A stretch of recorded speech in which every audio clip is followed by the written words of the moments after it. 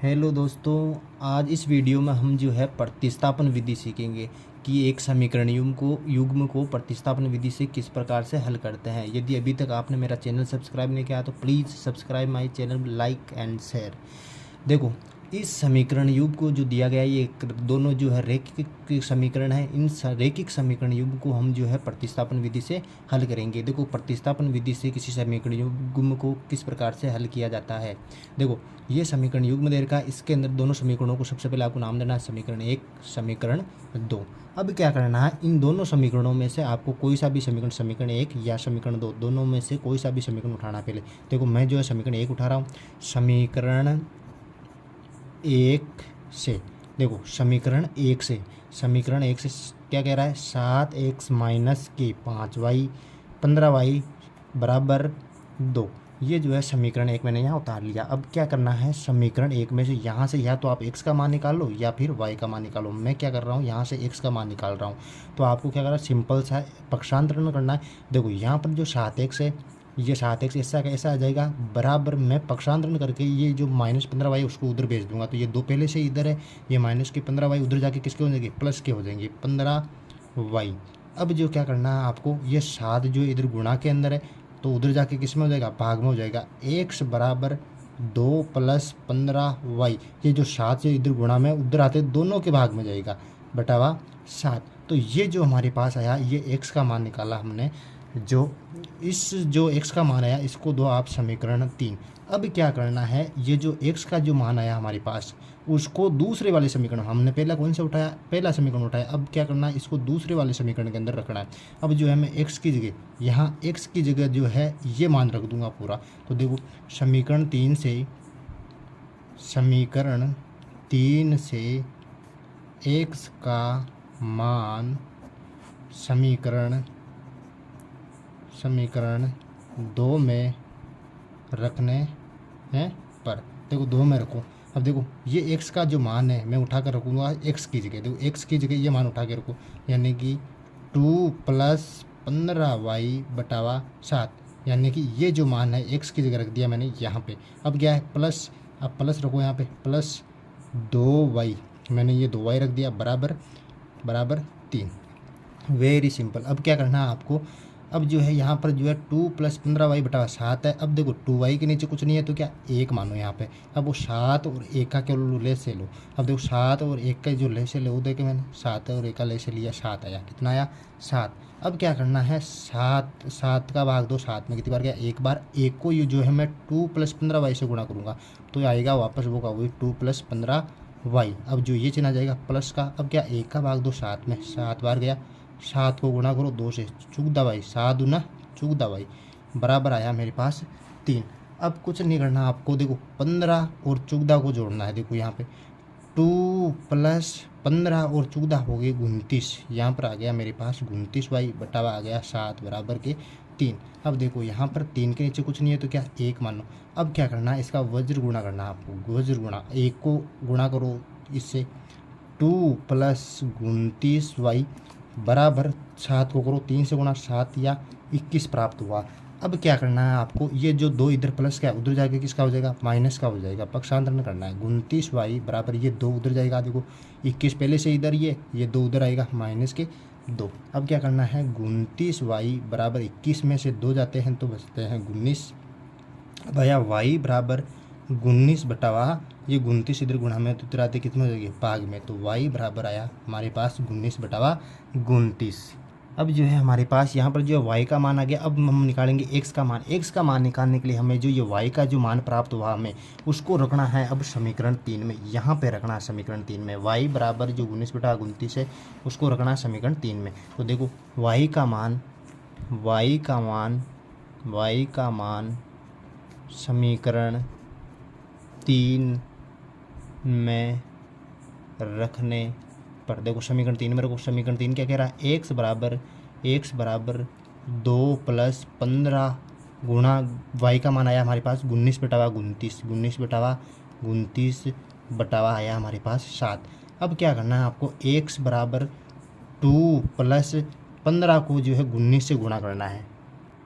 15 को 19 से गुणा करेंगे तो हमारे पास आएगा 15 को 19 से गुणा करेंगे तो हमारे पास आएगा 285 बटावा यहाँ पर आ गया 29 बटावा आ गया 7। अब जो है आपको क्या करना है, x बराबर यहाँ पर देखो ऊपर ये तो भिन्न है लेकिन ये भिन्न नहीं है, इसको भिन्न बनाने के लिए हम क्या मान लेंगे, इसके नीचे 1 मान लेंगे। अब 1 और 29 का ले से लेंगे, 1 और 29 का ले से भी कितना आएगा, 29 ही आएगा। अब क्या करेंगे, 1 का भाग 29 में देंगे तो कितनी बार गया, 29 बार गया। अब 29 को 2 से गुणा करेंगे तो हमारा आएगा 29 दूना 58 आएगा। देखो 58 प्लस यहाँ पर 285 आएगा, 285 बटावा यहाँ पर आ गया हमारे पास 7। अब क्या करना है, x बराबर 285 को और 58 को जोड़ते हैं तो हमारे पास आता है 343 बटावा 29 बटावा 7। देखो इस प्रकार की भिन्न को किसी प्रकार से हल करते हैं तो x बराबर जो है हमारे पास जो है, देखो ये 343 बटावा 29 तो एक भिन्न है, लेकिन ये 7 जो भिन्न नहीं है, इसको भिन्न बनाने के लिए मैं इसके नीचे क्या मान लूँगा, 1 मान लूँगा। अब क्या करना है, तो नीचे वाली जो है भिन्न का जो हर है ऊपर वाले के अंश से गुणा हो जाएगा, वो ऊपर वाली का हर जो है नीचे वाले के अंश से गुणा हो जाएगा। यदि इस प्रकार की भिन्न आपको हल करना नहीं आती है तो मैं डिस्क्रिप्शन में लिंक डाल रहा हूँ, वहाँ पर जाके आप मेरा वीडियो देख सकते हैं। तो देखो यहाँ पर जो है 343, 1 को गुणा किया 343 से 343 आया, और 29 को जो है आप जो है 7 से गुणा करेंगे। देखो 29 को कर दो 7 से गुणा। अब जो है 7 को काटो, ऊपर देखो 7 एकम 7, 7 चौक 28, 7 चौक 28, 8 बजे 6 बजे 63 हो गए, 4 9 63, यानी कि x बराबर आ गया मेरे पास 49 बटावा 29। Very simple.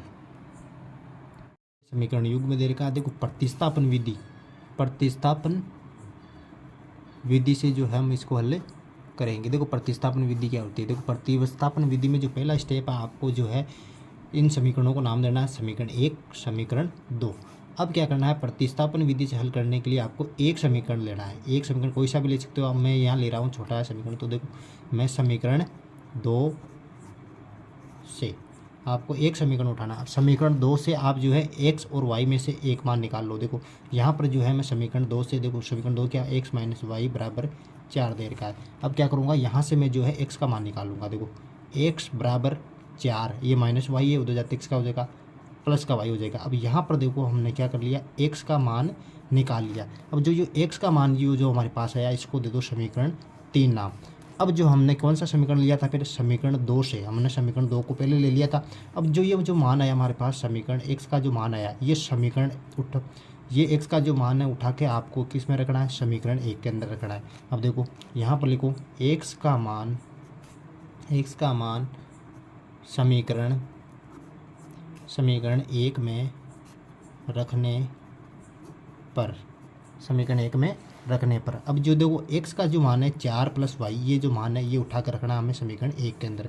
अब देखो x का मान क्या है, 4 प्लस वाई, तो यहाँ पर मैं x की जगह जो है 4 प्लस वाई रख दूंगा। देखो 4 प्लस वाई, मैंने x की जो जगह जो है ये मान रख दिया है, x बराबर 4 प्लस वाई। अब जो है पीछे क्या प्लस का चिन्ह है, ये प्लस का चिन्ह ऐसे कैसे आ जाएगा, अब क्या है वाई बराबर 14, ये 14 आ जाएंगे यहाँ पर।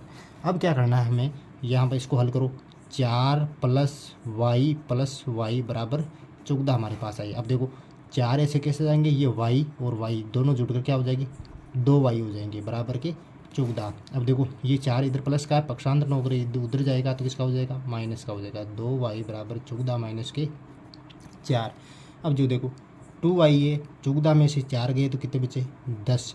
अब देखो ये 2 जो इधर गुणा में, उधर जो गुणा की संख्या वो पक्षांतर न होकर उधर जाती है तो किस में हो जाएगी, भाग में, तो y बराबर 10 बटावा 2।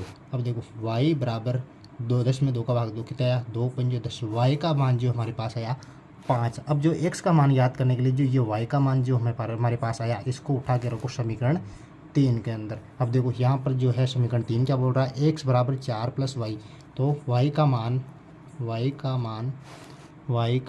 मान समीकरण 3 में रखने पर, देखो समीकरण 3 में रखो, समीकरण 3 क्या बोल रहा है, x बराबर 4 प्लस वाई की जगह क्या रखना है, y बराबर 5, तो x बराबर हमारे पास क्या आया, 5 4 9, x बराबर हमारे पास कितना बराबर 3। ये सरल रूप में, इसको समीकरण 1 नाम दे दो।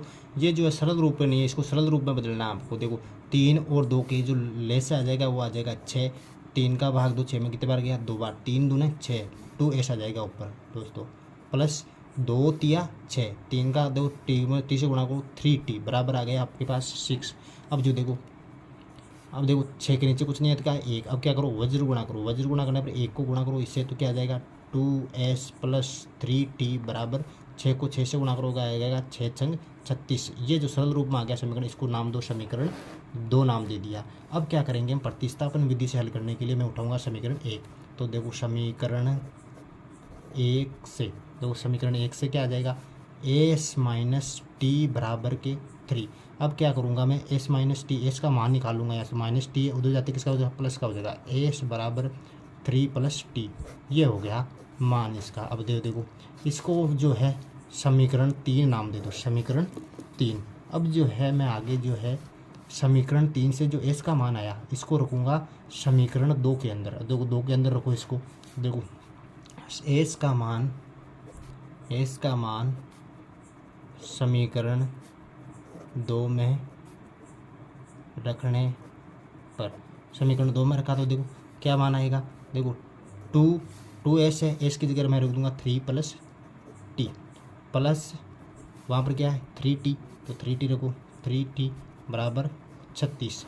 अब जो क्या करना है, 2 को जो है 3 प्लस टी से अंदर गुणा करना है, 2 को पहले 3 से करो, 2 तिया 6 प्लस 2 को t से करो 2t प्लस 3t बराबर के 36।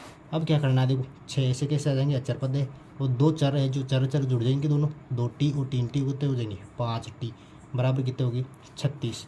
अब जो देखो यहाँ पे ये 6 जो है इधर प्लस का उधर जाते किसका हो जाएगा माइनस का हो जाएगा, 5t बराबर 36 माइनस के 6। अब देखो ये 5t बराबर 36 में से 6 गए तो कितने बचेंगे 30, ये 5 इधर गुणा में उधर जाते किसका हो जाएगा भाग का, t बराबर 30/5 यानी कि 5 छंग 30, t बराबर जो आया यहाँ पर आया 6। अब जो है मैंने को s का मान लाना है, तो s का मान लाने के लिए हमें क्या करूँगा, t बराबर 6 को रखूँगा समीकरण 3 के अंदर, तो हमारे पास किसका मान आ जाएगा s का मान आ जाएगा। यहाँ पर रखूँगा मैं, देखो t बराबर t का मान समीकरण 3 में रखने पर, t का मान समीकरण 3 में मैंने रखा, देखो s बराबर क्या है वहाँ पर समीकरण 3 में, s बराबर है 3 प्लस टी, तो मैं क्या कर दूंगा ये t का मान समीकरण 3 में रख दूंगा। देखो s बराबर 3 प्लस t का मान हमारे पास क्या है 6 रखो, तो s बराबर आ जाएगा हमारा 6 3 कितने हो गए 9, यानी कि s का मान आया 9 और t का मान कितना आया